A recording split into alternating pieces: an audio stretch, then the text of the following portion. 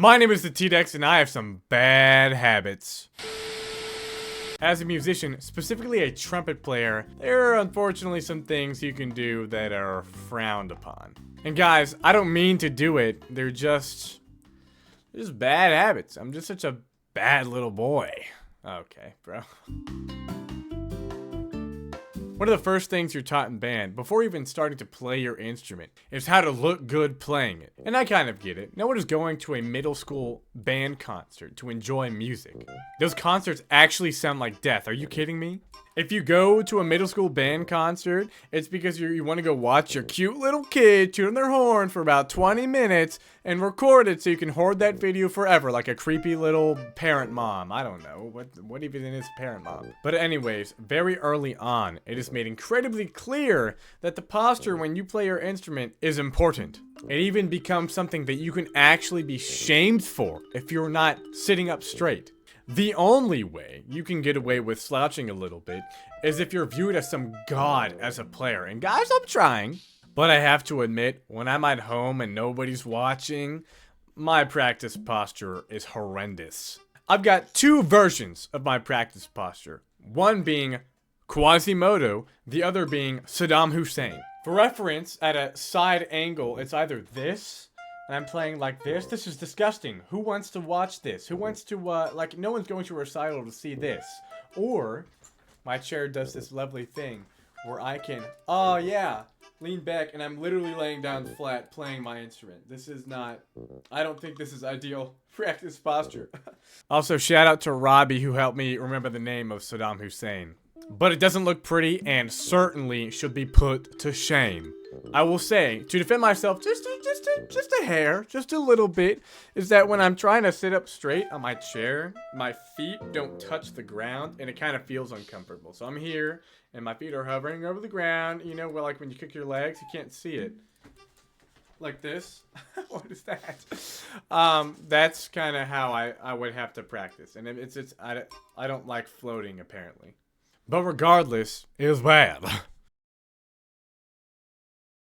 Another terrible habit I have is fueling my short attention span. In today's world, it seems like pretty much everybody is addicted to their phones. And tell me why everyone has to have a phone or some sort of device. Like the iPad kids at restaurants blasting Skibidi Toilet or Brain Rot? I do not care about Skibidi Skibidi on the wall. Who is the most Sigma of them all? But I say all this like I'm not an iPad kid myself. Generally, I think I do a pretty good job of managing my screen time on social media apps. Like, yeah, I might watch some Instagram reels on the toilet. What else am I gonna do? Sit in silence?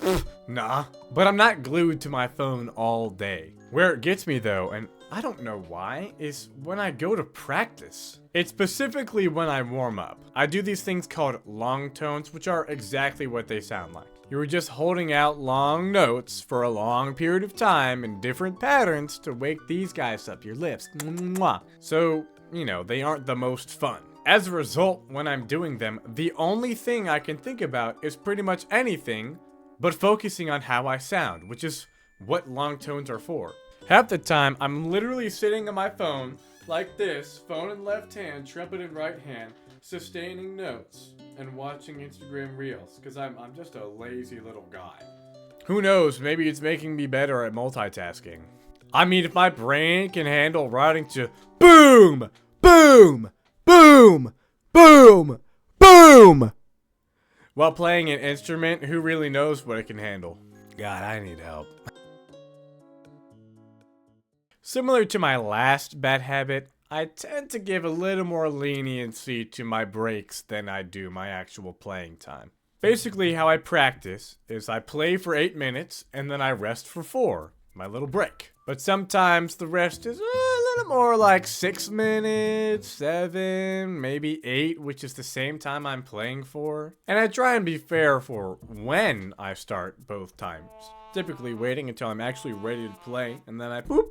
Ready to go. But I lack the same fairness with my transition from break to playing. Now, unlike my previous bad habit, I'm not sitting there rotting away in my phone, but I'm also not being the most productive.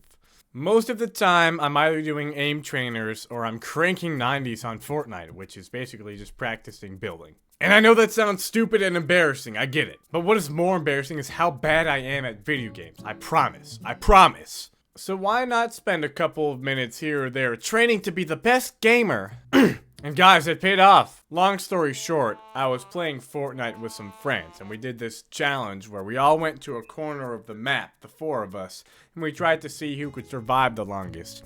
And boy, let me tell you, I clutched the 1v8 and got the victory royale. But regardless, I maybe should be a little more disciplined with balancing my break and practice time. As a trumpet player, one of the worst things you can do is injure your chops. I know a lot of you are probably thinking, T-Dex, what are chops and how do you injure them? Well, for those of you wondering, chops are basically the term for the muscular endurance in your lips. When you play the trumpet, you literally have to build muscle in your lips. And it's not like I'm curling a barbell on these luscious lips. No, I would never do that. I would never damage these guys. Okay, this is done. You build these muscles over time by playing.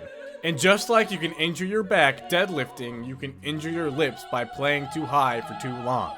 Although, of course, injuring your back is much worse than injuring your lips. Over the summer, I took that free time to try and build my range on trumpet. And to expand your range, you have to keep trying to reach for new higher notes. Of course, in this process of trying to be a screamer, I injured my lips. Let me tell you, injuring your lips is one of the most pathetic ways to get injured. Most people get injured playing sports, which gives them a good story to tell. But having to tell people that your lips are injured is... yikes. Yeah, sorry teacher, my lips aren't performing to their usual level, so I won't be able to play today. It's stupid, but an injury it remains, and it's depressing.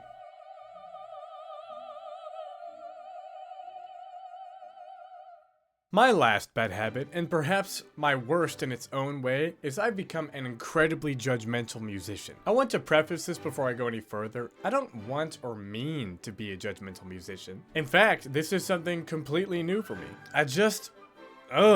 you know, sometimes. This happened to me with food. My dad is an incredible cook who loves to try cooking new things. And when I was young, I was happy to eat whatever he would prepare. But as I got older, I became comfortable with the meals I liked and got increasingly picky. It's even got to the points where I know the meals I like, and additionally, I know when those meals are cooked well or not. Which, of course, he's a great cook. They're always cooked well. I'm just a picky little B word. Unfortunately, I've become aware of this pickiness I've developed, and I know it's very petty. And the same thing happened to me for music. As I've gotten better at my instrument, woohoo, and also been in better ensembles, I've become increasingly judgmental. I was literally just in an honor band full of wonderful musicians, but the flutes were just... ouch. You see, they weren't quite in tune, which typically only bothers me to an extent. But this time, it was like if someone called my mom fat to her in my face. I remember our conductor had all of the flutes tuned from our principal, which is the top flute, all the way down to our last. And the principal flute was 20 cents sharp.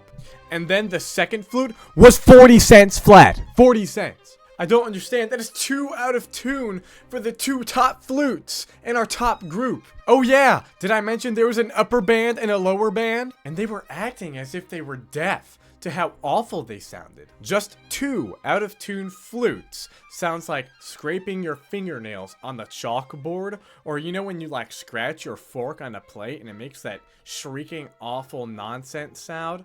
Ugh! And I was just over there in my chair giving them the nastiest stank faces.